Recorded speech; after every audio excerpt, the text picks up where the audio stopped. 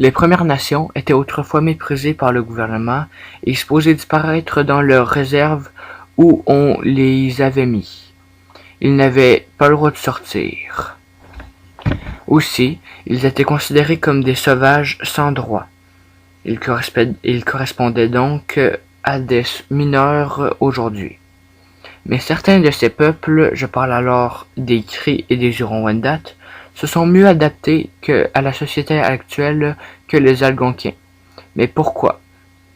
Qu'est-ce qui fait que les Algonquiens ont du mal à s'adapter et correspondent encore à des squatteurs selon certaines personnes? Commençons par les Cris.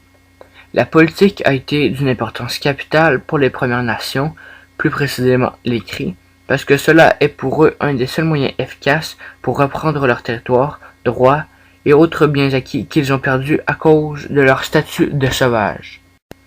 Un des excellents exemples de bataille juridique, malheureusement un des seuls, fut celui que les Cris ont mené.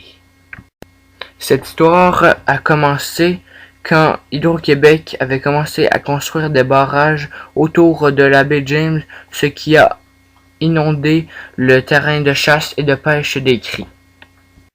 En plus, ils ne furent même pas avertis que les travaux commençaient. Leurs territoires ont donc été submergés sans en être avertis. Alors, le chef des Cris a décidé d'entreprendre une bataille juridique pour arrêter les travaux.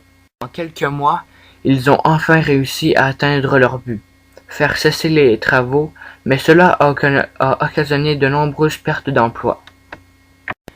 Et Hydro-Québec en a bien sûr profité pour utiliser cet argument contre les Cris et ainsi faire recommencer les travaux. Ils ont malheureusement recommencé les travaux le temps de trouver un compromis qui plaisait aux deux camps. Après quelques semaines de négociations, ils ont enfin trouvé un terrain d'entente qui plaisait aux deux camps. Ils ont décidé de séparer le territoire en plusieurs parties. Un territoire qui appartiendrait aux Cris et le reste appartiendrait à Hydro-Québec pour qu'ils puissent construire des barrages. Ils ont donc créé la Convention de la baie James. Le territoire des Cris fut approuvé par le gouvernement du Québec et ils sont maintenant responsables de leur nouveau territoire et donc propriétaires. C'est comme cela que les Cris ont pris leur place dans la société québécoise. Cela est une partie de la raison à leur meilleure adaptation. Les Cris et les Hurons-Wendat ont prouvé qu'ils méritaient le respect en faisant des choses qu'ils n'avaient autrefois pas le droit de faire. Comme par exemple les Cris, ils ont protesté lors de la construction des barrages d'Hydro-Québec alors qu'ils auraient juste dû encaisser les chocs. Même chose avec les Hurons-Wendat. Ils ont prouvé qu'ils ont bel et bien acquis ce territoire autrefois en ressortant d'anciens traités qu'il faut maintenant approuver par le système du Québec.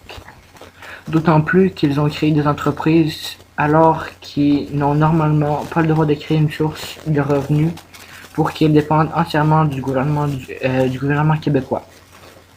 Alors que les Algonquiens, eux, n'ont rien fait de tout cela. Ils n'ont fait qu'endurer tout ce qu'on leur imposait.